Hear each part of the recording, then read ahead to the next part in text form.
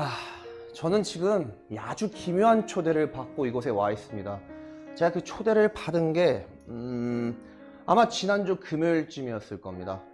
아니, 저는 이 평소처럼 회사에 가서 이 메일함을 확인하는데 그리스도의 초대라는 메일이 한 통이 와 있는 겁니다. 저는 뭐 당연히 누군가의 장난이거나 아니면은 교회에서 뭐 전도 목적으로 보낸 메일이겠거니 싶어서 그냥 읽어보지도 않고 바로 삭제해 버렸습니다.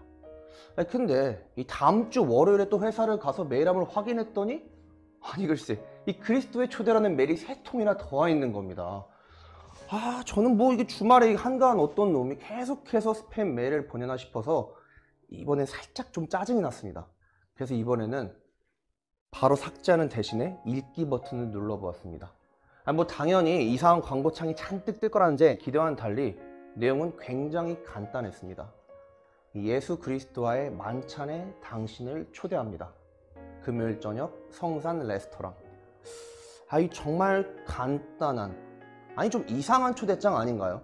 보통 교회 전도 목적으로 보낸 거라면 교회 이름이나 교회 주소 정도가 적혀 있어야 되는데 그냥 초대 문구 딱 한 줄과 약속 장소만 적혀 있다뇨.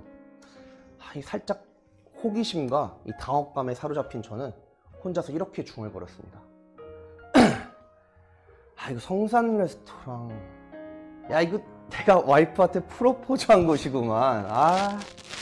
근데 요즘 내가 너무 바빠가지고 이거 가족들 얼굴도 못 보는데 이 황금 같은 금요일날 모르는 남자랑 이 오붓하게 식사를 하고 앉아 있어야겠냐고. 또 이 맥주 한 잔이라면 또 모를까나. 근데 그때 예상치도 못한 일이 벌어진 겁니다. 제가 맥주 한 잔이라면 모를까나라는 말을 끝냄과 동시에 그리스도의 초대라는 메일이 한 통이 더 온 겁니다.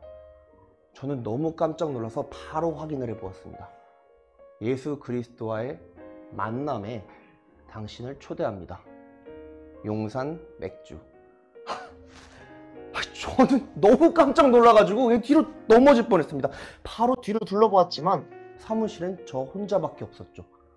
이게 대체 무슨 영문인가 싶어서 그냥 일주일 내내 고민을 했고 그 와중에도 초대장은 계속해서 쌓여만 갔습니다.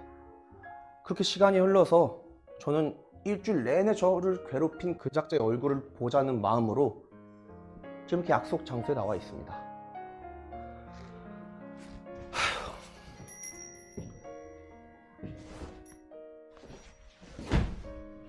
노진정 씨, 반갑습니다. 예수라고 합니다. 나와주셔서 정말 감사합니다. 앉으시죠. 예. 예수? 그 혹시 제가 아는 분인가요?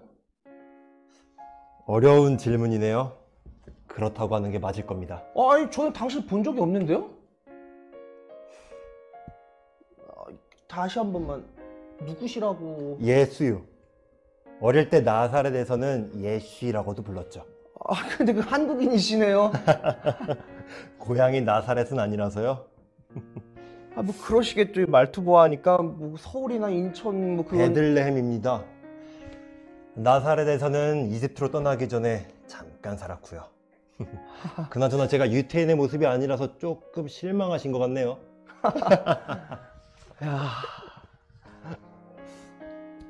이봐요. 저는 모르는 사람이랑 금요일 저녁에 이렇게 오붓하게 대화를 나눌 정도로 한가한 사람이 아니에요. 당신 누구고 왜 이런 일을 벌이는 겁니까? 기대했던 것과 다르다는 거 충분히 이해합니다. 하지만 저와 함께 있어 주신다면 오늘 이 자리가 굉장히 의미 있는 자리였다는 거 아시게 될 겁니다. 어련하시겠어요. 저는 이 가족들 있는 집으로 가봐야겠어요. 맞아. 경찰에 신고 안 할게요. 그러니까 다시는 이런 짓 하지 말아요. 진짜. 은숙 씨는 대학 동창 정화 씨와 뮤지컬을 보러 갔습니다.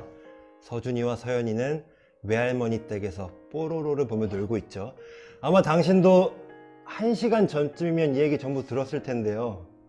당신 누구야? 누가 시켜서 이런 짓 하는 거냐고! 진정하세요. 앉아보세요. 저와 함께 있어 주신다면 오늘 이 자리를 누가 마련했는지 가시기 전에 꼭 알려드리겠습니다. 그때 저를 경찰에 신고하셔도 좋고 아니면 저를 때려 눕히셔도 상관없습니다. 자, 앉으시죠. 좋아요. 그 대신에 이 조금이라도 수작 부리는 것 같으면 당장 경찰에 신고할 거예요. 알겠습니다. 그렇게 하시죠. 그러면 저희 주문 먼저 해볼까요? 사장님! 네, 주문하시겠어요? 저는 그 시원한 흑맥주 한 잔 주시고요. 이쪽은 저 아, 저는 됐어. 저는 이거 물 한 잔이면 됩니다. 네, 그러면 흑맥주 한 잔 준비해드리겠습니다. 저기 그 예수님, 그 어릴 적엔 예쉬라고 불렸다 그랬죠? 대개는요? 그럼 저도 예쉬라고 불러도 되나요? 편하게 부르고 싶은 대로 부르세요.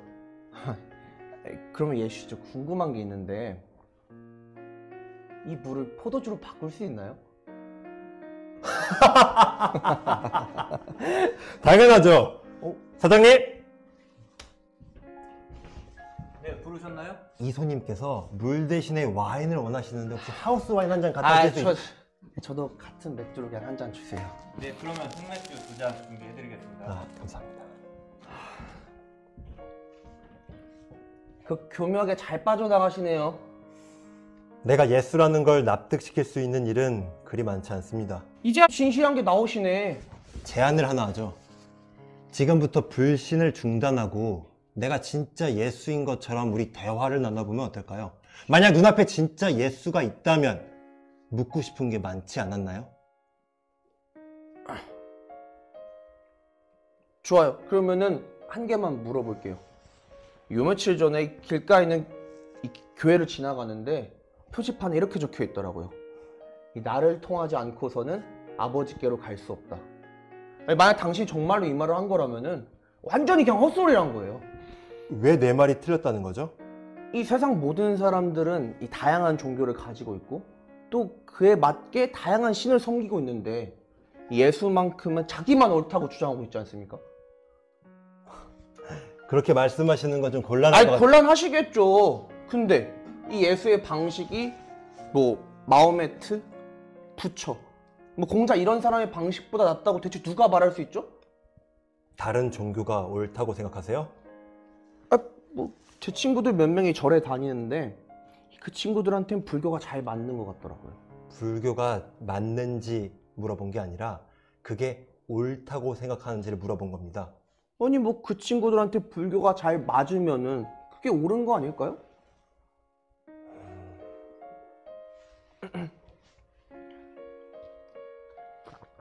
중세시대 사람들은 지구가 평평하다고 믿었어요. 물론 그건 거짓이었지만 사람들은 그렇게 믿었습니다. 왜일까요? 그땐 그게 그렇게 안 중요했겠죠. 그때는 여행을 멀리 갈 일도 없었으니까. 그러면 인류가 지금까지 지구가 평평하다고 믿었다면 어떻게 됐을까요? 그러면은 사람들은 자신이 믿었던 게 거짓이더라도 당장은 문제 삼지 않죠. 하지만 중대한 시점에 이르면 그 믿음은 사라지게 됩니다. 그런데도 사람들은 자신이 믿었던 게 틀렸다는 걸 인정하지는 않으려고 하죠. 아니 저는 예수라고 주장하는 사람한테서 이런 말을 들을 줄은 몰랐네요. 아까 선생이 불교 얘기를 잠깐 하셔서 말인데 불교 얘기 잠깐 해볼까요? 선생은 불교에 대해서 좀 알고 계십니까? 아니 뭐 잘은 모르는데 극락왕생하는 거 아닌가요? 불교는 열반의 경지에 오르는 걸 추구해요. 자기 안에 있는 모든 집착과 욕망을 불식시킨 후 열반의 경지에 오른다고 하죠. 일단 그 모든 속박을 제거하면 삶의 고통이 다 끝난다고 생각해요. 그럼 제가 한 가지만 여쭤보죠. 선생에게 가장 깊은 욕망은 뭔가요? 그저 별로 대답하고 싶지 않은데요? 그럼 일반적으로 생각해 볼까요? 사람들에게 가장 깊이 있는 욕망은 뭐라고 생각하세요? 로또 1등? 그건 좀 그런가? 이 사람들이 가장 원하는 거는 사랑받는 거 아닐까요? 개인적으로 접근하려는 의도는 아니지만 본인의 삶을 되돌아봤을 때 다른 사람이 그 사랑에 대한 갈망을 한 번이라도 채워준 적이 있었나요? 아니요, 별로요. 없는 것 같아요. 그건 다른 사람이 그 사랑을 채워줄 수 없기 때문이에요. 하나님만이 하실 수 있죠. 하나님이 그렇게 지으셨거든요. 안타깝게도 불교를 믿는 사람들은 그 자신이 어찌할 수 없는 욕망을 제어하려는 셈인 겁니다. 아니, 다른 종교들의 허점을 잘 꼬집을 줄 아시는 것 같네요. 근데 제가 봤을 때는 기독교나 뭐 다른 종교들이 이 방향만 다를 뿐 같은 곳을 향해 나아가고 있는 것 같거든요. 그러니까 신을 찾고 있는 거죠. 그리고 선생도 신을 찾고 계신가요?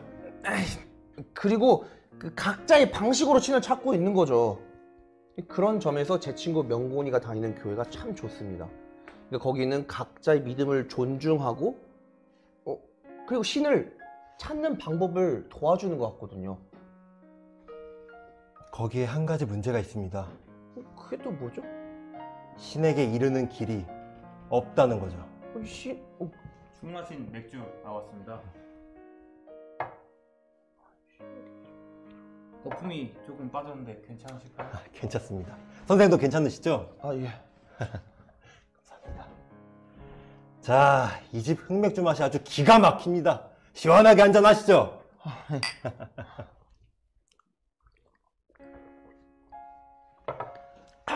아니, 그 신에게 이르는 길이 없다뇨? 이 모든 종교가 신에게 이르게 해주겠다고 하고 있잖아요. 아, 신에게 이르는 길은 있습니다. 스스로 갈 수 있는 길이 없지만요. 아, 이것도 뭔 소리야? 그러니까 제 말은 혼자 힘으로 길을 내서 신에게 이르는 그런 길이 없다는 겁니다. 신에게 가는 길을 위해 스스로 할 수 있는 일은 아무것도 없습니다. 그런 건 존재하지 않아요. 그건 단지 아, 잠깐만요. 그게 아니라 그게 모든 종교가 추구하는 거잖아요. 신에게 다가가는 거. 근데 그걸 어떻게 지금 부정하실 수가 있는 거죠?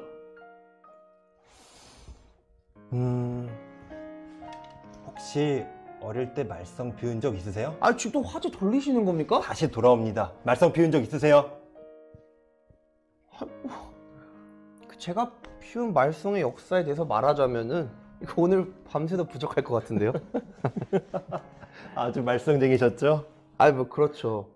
어릴 때 장독 때도 많이 깨먹고 어린 동생들도 많이 괴롭히고 어머니한테도 엄청 대들고 아주 많이 맞았죠. 그러면 그럴 때마다 체벌은 아버지 담당이셨나요? 그렇죠. 어머니는 소리만 지르셨어요. 근데 또 생각해보면은 아버지 많이 때리신 건 아닌 것 같아요. 크면서 한 5번 정도? 왜죠? 모르죠. 지금 생각해보면 그게 그냥 아버지 방식이셨던 것 같아요. 이 아버지는 항상 제가 뭘 잘못하면은 제가 뭘 잘못했는지 이해를 시키시고 그 다음에 이 상대방에게 사과하게 시키셨죠. 특히 어머니께요.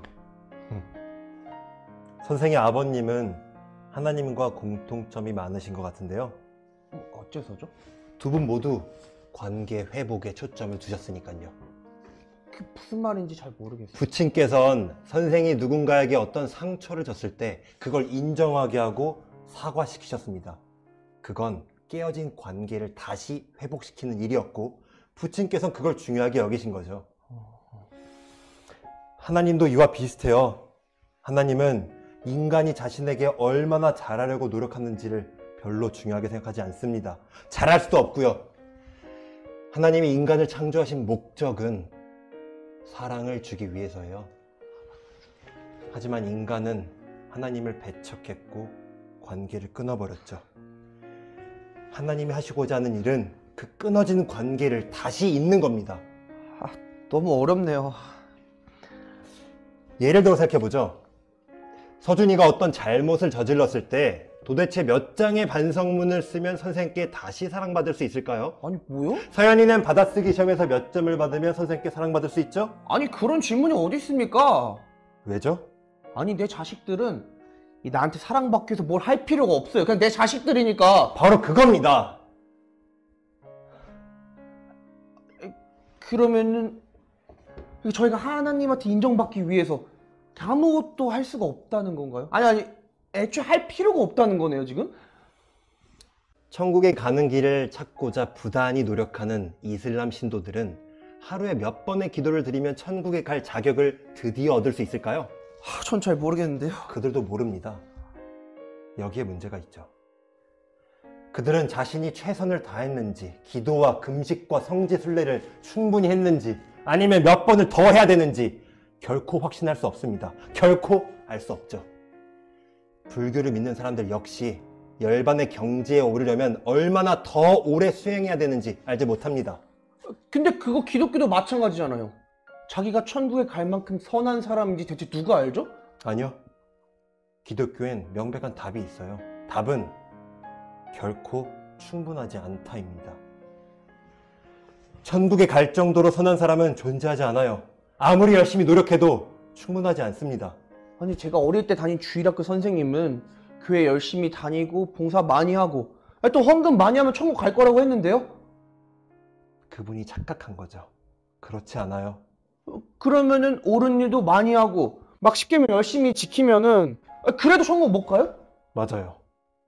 그럼 왜 교회에서 그런 거 하라고 강조하는 거죠? 그렇게 하는 것이 하나님의 뜻을 따르는 것이고 그렇게만 하면 복 받을 거라고 맹신하고 있기 때문이죠. 하지만 그렇게 한다고 해서 반드시 천국에 가는 건 아닙니다. 천국에 가는 건 쉬운 일이 아니에요. 주위에 한번 둘러보세요. 교만, 거짓, 음란, 학대, 전쟁.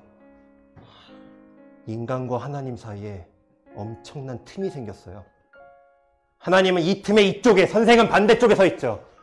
그런데도 선생이 할 수 있는 건 아무것도 없습니다. 아니 왜 선하게 살려고 노력하는 건 그 틈을 메우는 것과 아무 상관이 없죠. 그 끊어진 관계를 회복하기 위해 인간이 할 수 있는 건 정말 아무것도 없습니다. 아니 왜 아무것도 없냐고요.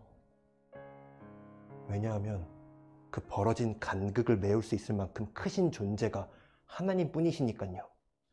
예를 들어 생각해보죠. 선생이 생각하기에 가장 선한 사람은 누군가요? 도덕적인 면에서요. 죽은 사람이라도 상관없습니다.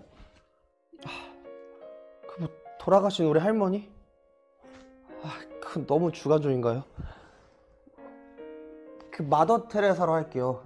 이 생전에 풍렬하고 많은 추앙을 받았잖아요. 그렇군요. 그러면 최악의 인물은 누구라고 생각하세요? 그것도 너무 많아서 어려운데? 테러범? 연쇄살인마? 그 히틀러로 할게요. 히틀러. 알겠습니다. 그러면 모든 인류의 선함을 점수로 냈을 때 마더 테레사를 99점, 히틀러를 1점이라고 가정해보죠. 선생은 몇 점이라 생각하세요? 그런 질문에 대답할 수 있는 사람이 어디 있겠습니까? 그래도 답을 한다면요. 55점? 60점? 그래서 하나님이 저한테 뭐 상이나 벌이라도 주신답니까? 상은 없습니다. 하지만 하나님의 눈으로 본 당신의 위치에 대해서 말씀드리죠. 좋습니다. 이 물잔을 마더 테레사, 이 맥주잔을 히틀러라고 가정해보죠. 그러면 선생은 이 중간 언저리에 계시겠죠?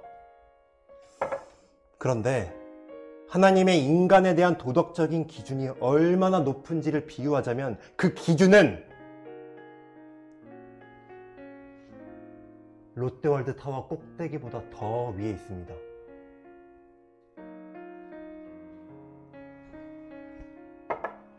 아니 그러면은 이 하나님의 기준에서 봤을 때 이 마더 테레사, 그 히틀러랑 차이가 없다는 거네요? 아니죠.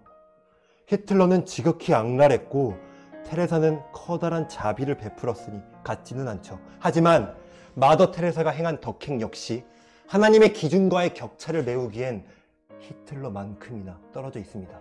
두 사람 모두 죄인이었고 각자 나름의 공과에 따라 하나님의 기준과 떨어져 있죠. 그러면 하나님 기준에 미치는 사람은 아무도 없겠군요. 그렇죠. 자신이 쌓은 공로로는 그 누구도 안 되죠. 하나님의 기준은 한치의 모자람이 없는 완전한 정의세요. 선생도 불완전한 정의는 원치 않으실 겁니다. 그건 무슨 소리죠? 1%라도 거룩하지 않거나 공정하지 않은 신이 이 광활한 우주를 다스리길 원치 않을 거란 뜻입니다. 선생은 죄를 짓고도 처벌받지 않는 세상을 원하세요? 죄가 저지되지 않은 채 위세를 떨치는 곳은 어떠세요? 만약 하나님이 히틀러에게 아돌프 괜찮단다, 사람은 누구나 실수하기 마련이지 걱정 말아라 라고 했다면요? 아니 보던 사람이 히틀러는 아니잖아요. 아니죠. 하지만 모두가 하나님을 거스르고 있습니다. 반드시 눈에 보이는 악행만이 전부는 아니니까요. 세상을 파괴하는 건 전쟁이 아니에요. 이기심, 갈등, 분노, 자만심. 우리가 매일매일 마음속으로 짓는 이 모든 죄가 세상을 죽입니다. 하나님이 말씀하시는 건 이 죄를 막아야 한다는 거고요. 아니, 모든 사람들이 그러고 삽니다. 인간이잖아요. 맞아요. 하지만 그게 죄인 줄 모르고 살고 있죠. 하나님과 단절돼서 자신이 짓고 있는 큰 죄에 대한 감각이 마비되어 버린 겁니다. 죄악이 가득 찬 세상에 사는데 그게 정상이라고 생각하죠. 그래서 모두가 심판에 이르게 되는 겁니다. 아휴, 하나님은 되게 관대하신 줄 알았는데 그렇지도 않네요. 하나님은 상상할 수 없을 정도로 관대하세요. 하나님이 정말 간절히 원하시는 건 인간을 용서하고 창조된 본연의 모습으로 다시 돌이키는 거니까요. 하지만 그러려면 누군가가 죄과를 치러야만 합니다. 왜냐하면 하나님의 정의가 그걸 요구하고 있기 때문이죠. 그 죄가를 치르려면 어떻게 해야 되죠? 하나님에겐 두 가지 선택이 있었어요. 하나는 인간 스스로 그 죄과를 치르게 할 수도 있었고, 그 인간이 다 하려면 어떻게 해야 되죠? 인간과 하나님 사이에 영원한 단절이죠. 좋은 결말은 아니네요. 그럼 나머지 한 가지는요? 하나님이 직접 그 벌을 받는 거였어요. 어떻게 해요? 하나님은 창조주세요. 창조주는 피조물보다 더 위대하죠. 창조주가 자신의 피조물 대신해서 죄값을 치르면 완전한 정의를 만족시키죠. 아니 근데 하나님 뭐하러 그러시겠습니까? 예를 하나만 더 들어볼게요. 서준이가 고등학교에 갔는데 나쁜 친구들을 만나서 큰 죄를 지었어요. 그래서 안타깝게도 소년원에 가게 됐거나 더 큰 벌을 선고받았다면 선생은 서준이 대신해서 그 벌을 받으실 건가요? 네, 제가 대신 받겠습니다. 왜죠? 왜냐하면은 나는 그 애를 정말 사랑하고 그 애한테 좋은 삶을 살 수 있는 기회를 한 번 더 주고 싶거든요. 선생이 자녀를 사랑하는 것만큼 하나님도 선생을 사랑한다고 생각하지 않으세요? 전 잘 모르겠는데요. 하나님은 선생과 함께하기를 간절히 소망하세요. 선생과 함께하고 싶어서 선생을 창조하셨죠. 하지만 선생의 죄가 선생과 하나님 사이를 갈라놓고 있어요. 그런데도 선생이 할 수 있는 건 아무것도 없었죠. 그래서 하나님이 선생 대신 목숨을 버리셨죠. 그래서 완전한 정의를 충족시키게 된 겁니다. 선생에게 하나님이 무죄 판결을 주셨고요. 무죄 판결을 대가 없이 선물로 주신 겁니다. 그 선물을 받고 나면 어떻게 해야 되는데요? 그저 받기만 하세요. 그뿐이에요. 그럼 아무 대가 없이 그 선물을 주신다고요? 맞아요. 그럼 그 선물 어떻게 받는 거죠? 하나님을 믿기만 하세요. 모든 관계의 바탕은 서로 믿는 거잖아요. 하나님이 선생을 위해 희생했다는 사실을 믿음으로써 하나님과의 관계를 다시 맺는 겁니다. 하나님이 선생에게 용서를 주실 거라고, 영생을 주실 거라고 믿으세요. 그게 하나님이 선생을 위해 희생하신 이유니까요. 전 잘 모르겠어요. 아니 성경에 보면은 십자가에 매달리신 건 예수님이지 하나님이 아니잖아요. 진영 씨, 내가 하나님입니다.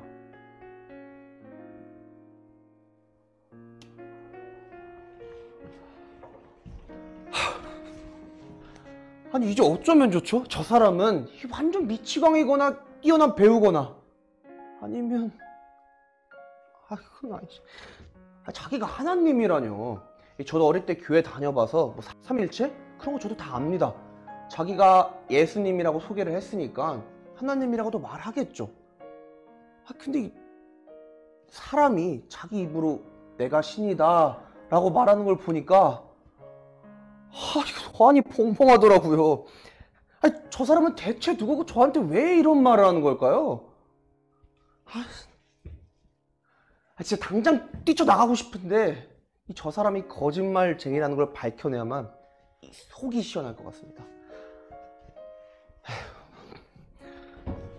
잠깐 자리 비우신 사이에 다 마셔서 한 잔씩 더 주문하려는데 괜찮으시죠?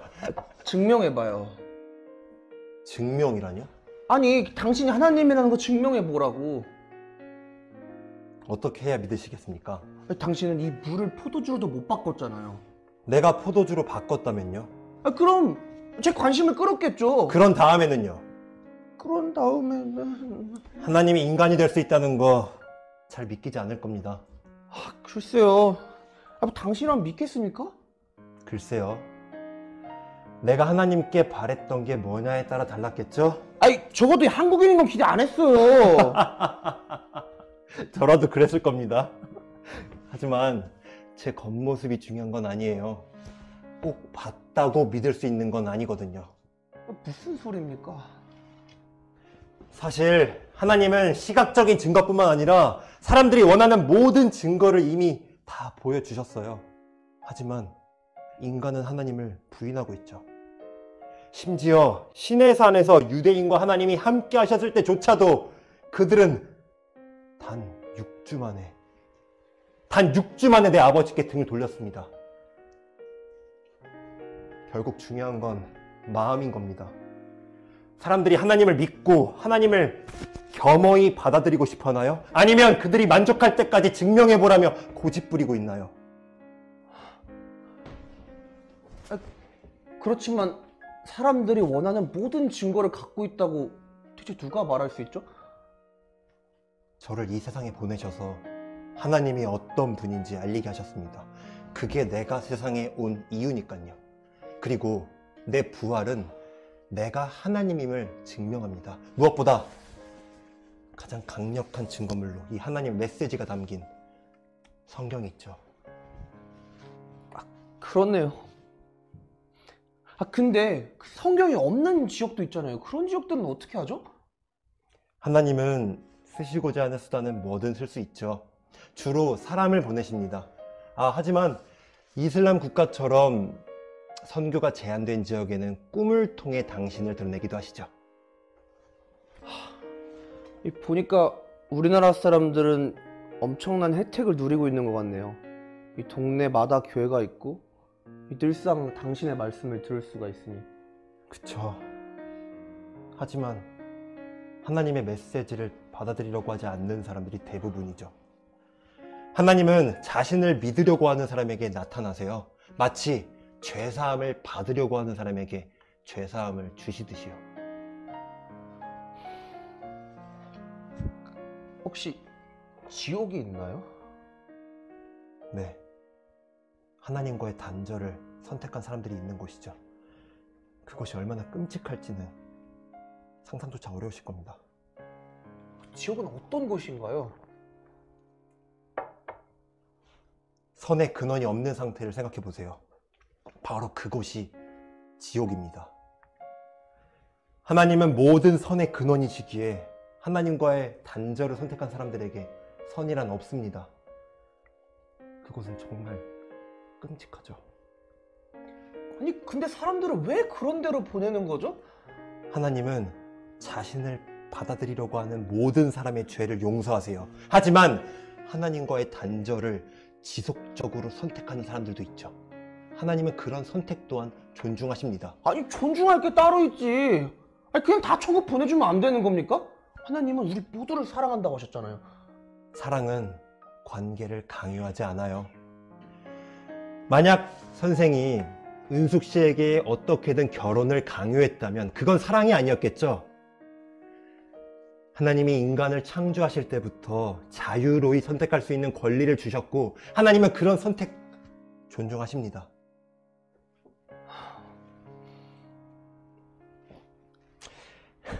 이거 제 얘기 너무 오래 한 것 같은데요.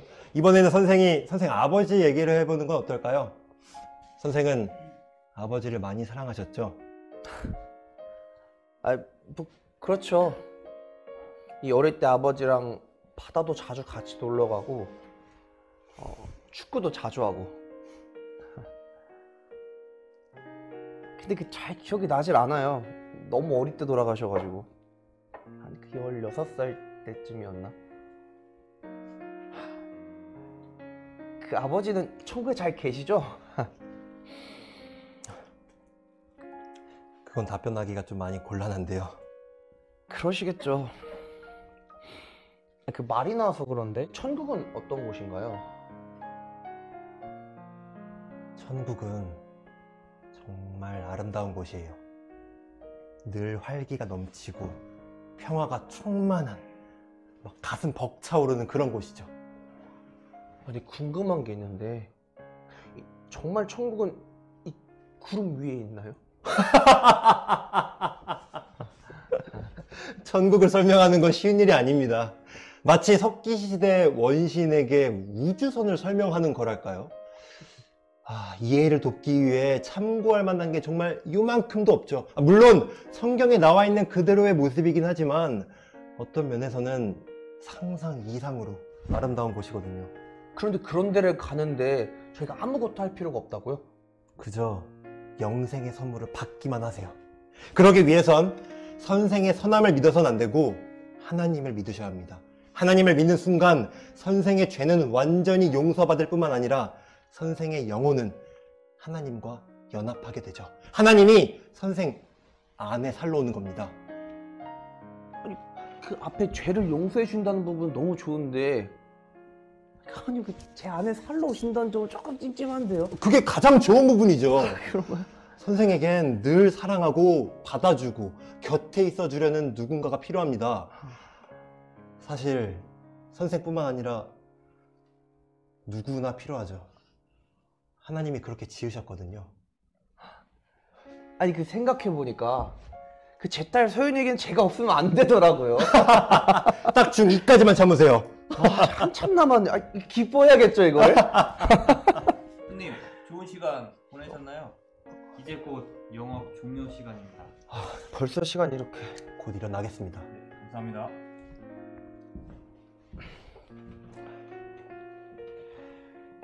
제 이런 말 하게 될 줄은 몰랐는데 좀 헤어지니까 아쉽네요. 제가 의미 있는 시간이 될 거라고 했죠.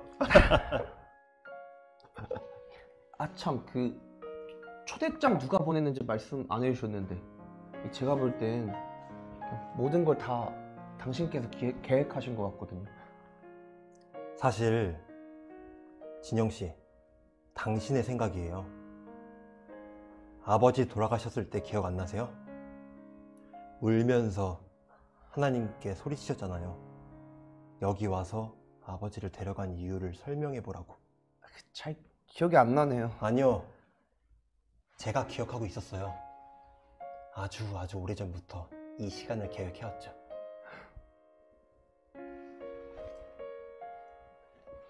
언제 또 다시 뵐 수 있을까요?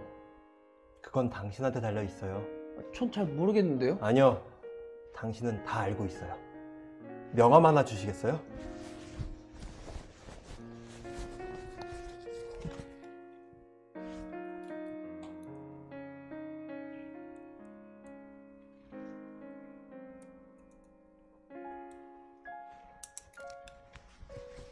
요한계시록 3장 20절?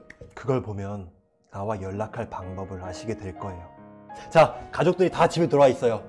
얼른 집에 가시죠. 오늘 나와줘서 정말 기뻤어요. 정말 즐거운 시간이었습니다. 저도 정말 즐거웠어요. 자, 일어나실까요? 제가 계산은 다 해뒀습니다. 계산까지. 감사합니다. 그 다음에는 제가 꼭 살게요. 일어나실까요? 진영씨, 다음에 만날 때까지 잘 지내요. 안녕히 가세요.